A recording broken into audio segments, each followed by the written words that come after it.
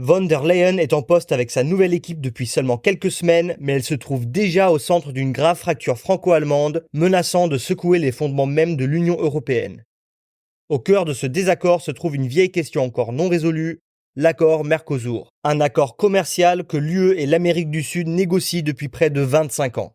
Ce pacte ambitieux vise à relier plus de 700 millions de personnes à travers l'Europe et l'Amérique du Sud, reliant 450 millions de citoyens des 27 États membres de l'UE à environ 270 millions de personnes au Brésil, en Argentine, en Uruguay et au Paraguay.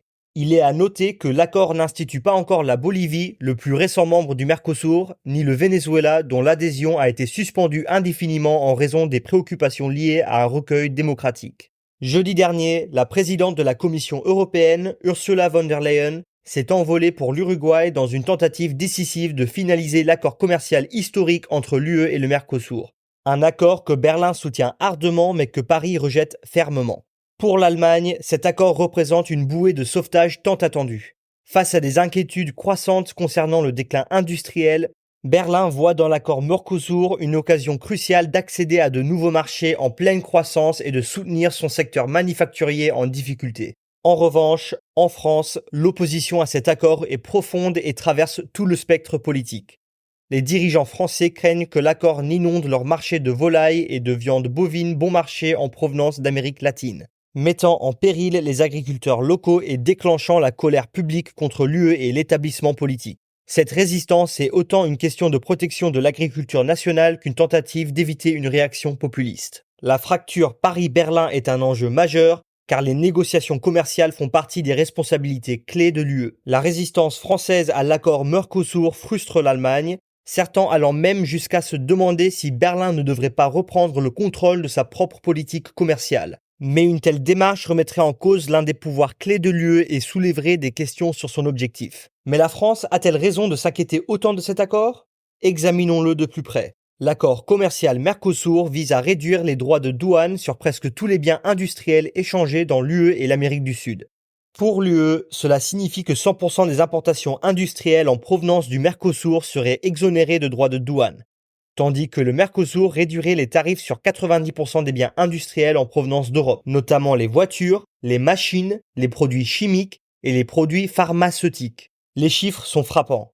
Les droits de douane sur les voitures et les pièces détachées, actuellement à un impressionnant 35%, diminueraient considérablement. Les droits de douane sur les machines, aujourd'hui compris entre 14 et 20%, ainsi que sur les produits chimiques et pharmaceutiques, respectivement autour de 18 et 14%, seraient également réduits. Il est facile de comprendre pourquoi des pays comme l'Allemagne, avec leurs industriels fortement exportatrices, sont enthousiastes à l'idée d'un tel potentiel de croissance. Du côté de l'agriculture, l'accord réduirait ou supprimerait également les droits de douane sur les produits laitiers, le chocolat, les confiseries et le vin européen. Une bonne nouvelle pour les pays comme la France. Mais c'est ici que les choses deviennent controversées. La France, ainsi que d'autres pays de l'UE, a d'importantes inquiétudes concernant l'importation de certains produits agricoles dits sensibles. Cela inclut des quotas sans droit de douane pour 45 000 tonnes de miel, 60 000 tonnes de riz et même 180 000 tonnes de sucre. Cependant, le principal point de friction reste le quota de viande bovine.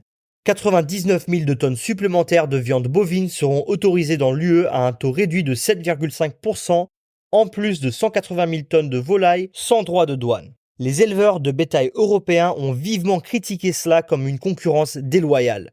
Ils affirment que les fermes sud-américaines bénéficient d'économies d'échelle, fonctionnant sous des réglementations sanitaires et environnementales moins strictes et font face à des coûts de main-d'œuvre bien plus bas. Bien que cela représente seulement 1,2% de la consommation annuelle totale de la viande bovine de l'UE, qui s'élève à 8 millions de tonnes, cela inquiète tout de même les éleveurs français. Mais est-ce une raison suffisante pour rejeter l'accord ? Comparons les avantages et les inconvénients.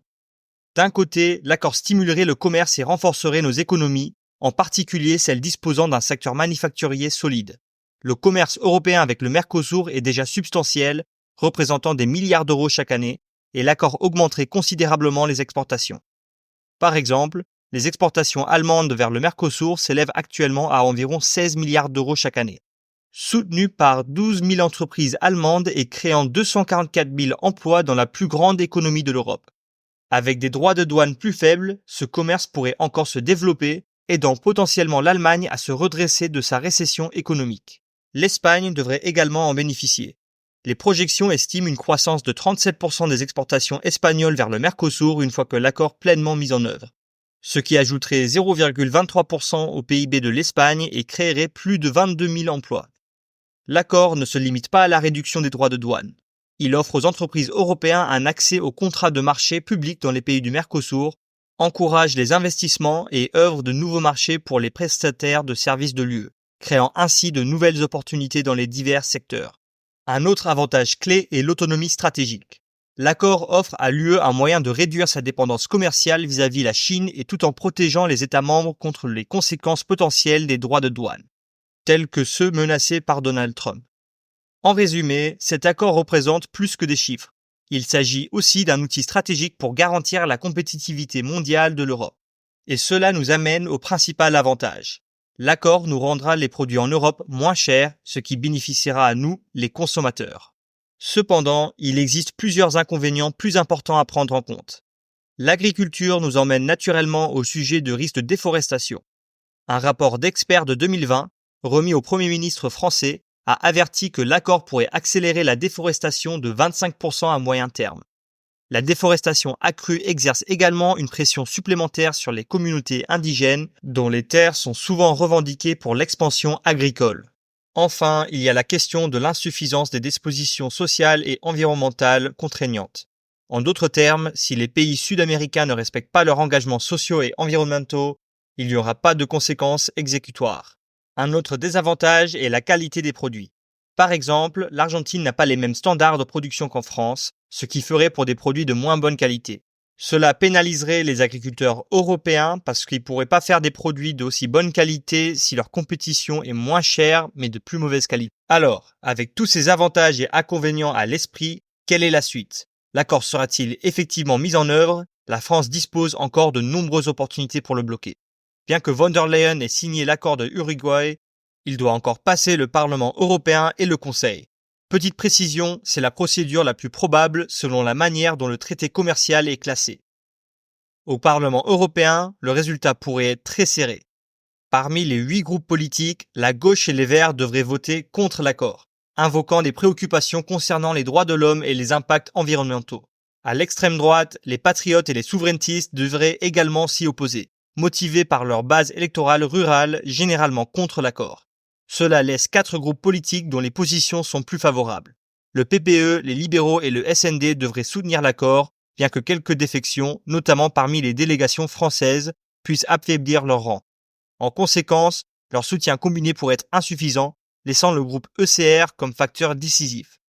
Au sein de l'ECR, les positions des frères de l'Italie de Meloni et du Parti de droit de justice de Pologne sont cruciales. Si l'une de ces délégations vote en faveur, l'accord devrait être adopté.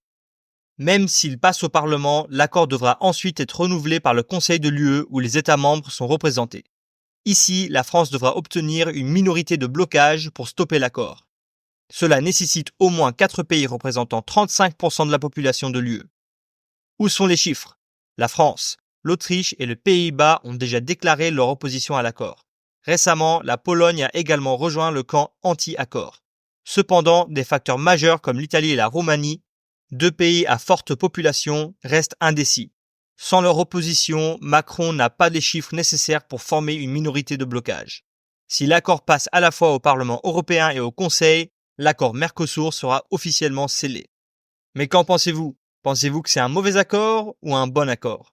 Nous avons aussi une super vidéo ici sur la récente crise politique française, alors allez voir cela si ça vous intéresse. Et abonnez-vous et partagez si vous avez trouvé cette vidéo intéressante. À la prochaine!